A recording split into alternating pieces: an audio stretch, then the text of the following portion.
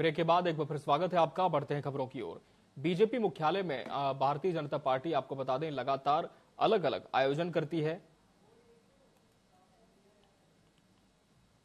और महासदस्यता अभियान का शुभारंभ हो चुका है। संगठन पर्व सदस्यता महाअभियान इसे कहा गया है। कार्यक्रम में प्रदेश अध्यक्ष महेंद्र भट्ट ने सीएम धामी को पार्टी की सदस्यता ग्रहण कराकर पार्टी के सदस्यता महाअभियान की शुरुआत की। इस मौके पर मुख्यमंत्री पुष्कर सिंह धामी ने कहा कि कल देश के प्रधानमंत्री ने सदस्यता ली थी और आज मुझे प्रदेश अध्यक्ष जी ने सदस्यता प्रदान की। भाजपा के संगठन का विस्तार भी होगा और जहां तक अभी हम नहीं पहुंच पाए हैं वहां तक भारतीय जनता पार्टी का कार्यकर्ता पहुंचेगा। साथ ही उन्होंने कहा कि जो देश में 10 करोड़ सदस्य बनाने का लक्ष्य पार्टी ने रखा है उसमें भी उत्तराखंड अपनी भागीदारी निभाएगा। सदस्यता अभियान का प्रारंभ हुआ है। माननीय प्रधानमंत्री नरेंद्र मोदी जी पहले सदस्य बने हैं और उत्तराखंड में मुझे आज प्रदेश अध्यक्ष जी ने पहले सदस्य के रूप में सदस्यता प्रदान की है और ये सदस्यता का अभियान हमारा आज से प्रदेश के अंदर प्रारंभ हो गया है।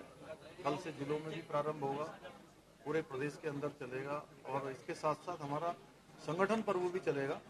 हमारे संगठन का विस्तार होगा।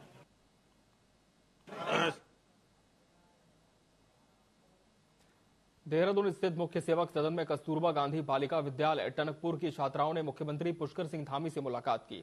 मुलाकात के दौरान सीएम धामी ने अंडर 19 क्रिकेट टूर्नामेंट में भारतीय टीम से खेलने वाले उत्तराखंड के क्रिकेट खिलाड़ी आदित्य रावत का भी सम्मान किया।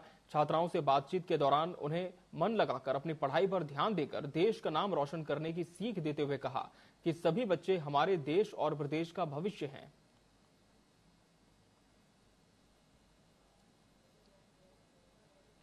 उत्तराखंड के उधम सिंह नगर में 4 वर्षीय मासूम के साथ 3 नाबालिगों ने सामूहिक दुष्कर्म की घटना को अंजाम दिया है। मासूम को घायल अवस्था में सितारगंज के अस्पताल में भर्ती किया गया। बताया जा रहा है कि मासूम बच्ची से उसके ही स्कूल के 3 नाबालिगों ने सामूहिक दुष्कर्म की घटना को अंजाम दिया। पुलिस ने मुकदमा दर्ज कर 2 आरोपियों को संरक्षण में लिया है, जबकि 14 वर्षीय विशेष समुदाय का युवक फरार है, जिसकी तलाश में पुलिस जुटी हुई है।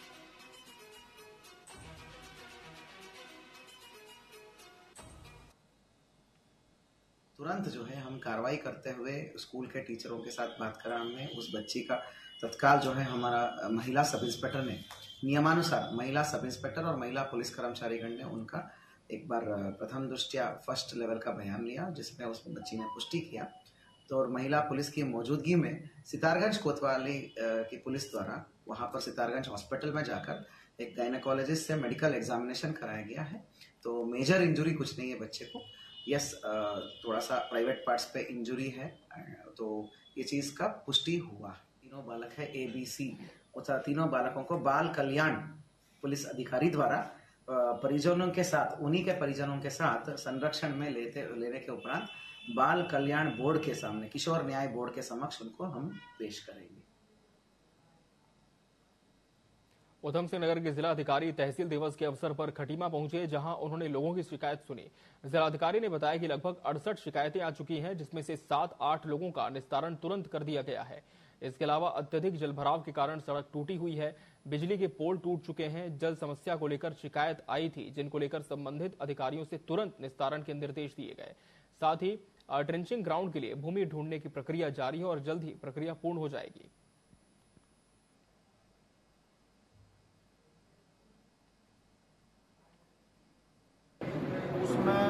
दैवीय आपदा में कहीं कोई राहत राशि रह गई है, बिजली के पोल टेढ़े हो गए हैं, सड़क कहीं पर पैच कराना है या टूट गई है कुछ 10 मीटर 5 मीटर। और इसके अलावा पाइपलाइन जो वर्ल्ड बैंक की स्कीम बनी है उससे जो लीकेज कुछ हुआ है हो रहा है, उसको लेकर शिकायतें आई हैं। तो इन सारी शिकायतों पर अभी सब अधिकारी बैठे हैं। मैं समीक्षा करूंगा अधिकारियों के साथ और उनको निर्देश दूंगा कि लीकेज की समस्या, दैवीय आपदा के चेक के वितरण की समस्या या विद्युत पोल जहाँ पर टेढ़े हो गए हैं या दिक्कत है, इन सबको तो मैं कोशिश करूंगा कि अपने अधिकारियों के माध्यम से 1 सप्ताह में ठीक करा दें। केदारनाथ धाम पैदल यात्रा मार्ग 1 महीने के अंतराल पर फिर से सुचारू हुआ। एक बार फिर मार्ग के कई क्षेत्रों में लैंडस्लाइड की घटनाएं सामने आ रही हैं, जिससे यातायात मार्ग बाधित हो रहा है। इस दौरान आपदा प्रबंधन सचिव ने सभी तीर्थ यात्रियों से बरसात के समय यात्रा न करने की अपील की। उन्होंने कहा कि बरसात के समय लैंडस्लाइड की घटनाएं होने की अधिक संभावनाएं होती हैं और सभी लोगों को सुरक्षित रहने की सलाह दी। केदारनाथ जी का ट्रैक रूट जो है वो बहुत ही ज्यादा मिट्टी की क्वालिटी ऐसी है कि वो लैंडस्लाइड होता है लगातार, तो उसमें भी कार्रवाई हम लोग कर रहे हैं, लेकिन टाइम लगता है, तत्काल नहीं कर सकते हम लोग। आप जानते हैं बहुत सारे हर्डल्स हैं, बहुत सारी दिक्कतें हैं वहाँ पे काम करने में। उन सबको ध्यान में रखते हुए अभी जो प्रथम चरण में हमने कार्य करना था कि हमने यात्रा खोलना था, यात्रा मार्ग खोल दिया गया है, लोग जा रहे हैं। जब भी बरसात होती दिक्कत होती है, तो आपके माध्यम से मैं लोगों से अपील करूंगा कि जिस समय बरसात हो रही हो उस समय पर्वतीय मार्ग पर यात्रा न करें, रुक जाएं थोड़ी देर के लिए, बरसात के रुकने का इंतजार करें। जो ही बरसात रुकेगी यात्रा करें ताकि यात्रा उनकी सुखद रहे। लोहाघाट पिथौरागढ़ एनएच में संतोला के पास अचानक भारी भूस्खलन होने से भारी मात्रा में मलबा आने से नेशनल हाईवे बंद हो गया, जहां बंद होने से नेशनल हाईवे के दोनों ओर वाहनों की लंबी लंबी कतारें लगी हैं। सैकड़ों यात्री फंसे हुए हैं। इस दौरान अधिकारियों ने कहा कि नेशनल हाईवे खोलने के लिए मशीन भेज दी गई है। लगातार पहाड़ी से मलबा आने से नेशनल हाईवे खोलने में दिक्कतें आ रही हैं। क्षेत्र के सामाजिक कार्यकर्ता ने नेशनल हाईवे के अधिकारियों पर लापरवाही का आरोप लगाया है।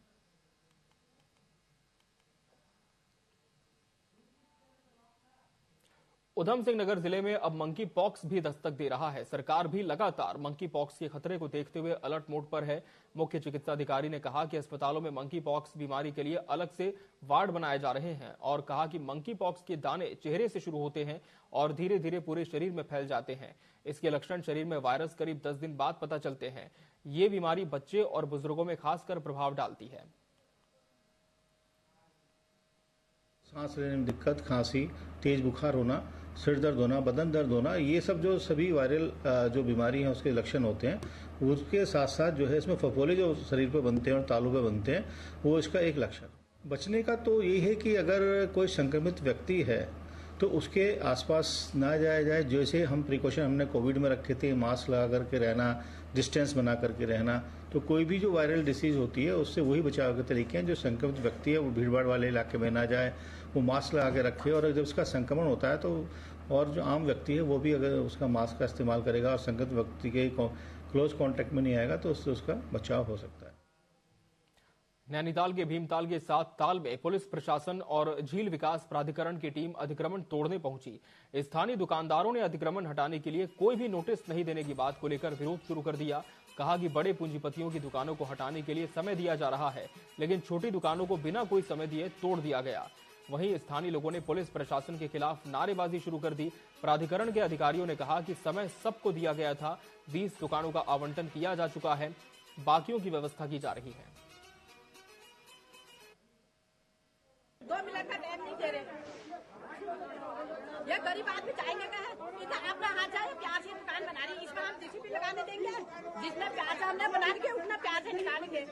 जगह दे, हम दिखाते हैं, हमको जगह मिलनी चाहिए। तो मैं लगभग यहाँ पे टोकरी से लेकर के ये दुकान में काम करता आया हूँ, 25 साल मेरे को हो गए हैं। नोटिस हमें नहीं मिला है, किसी तरह का कोई नोटिस नहीं मिला है। बिना नोटिस के दुकानें वगैरह का अतिक्रमण हटाया जा रहा है। हाँ।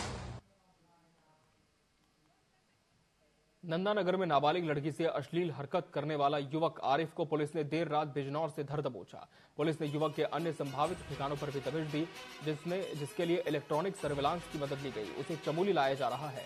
मामले को लेकर नंदानगर बाजार भी बंद है। नगर में शांति व्यवस्था बनाने के लिए पुलिस बल तैनात किया गया है।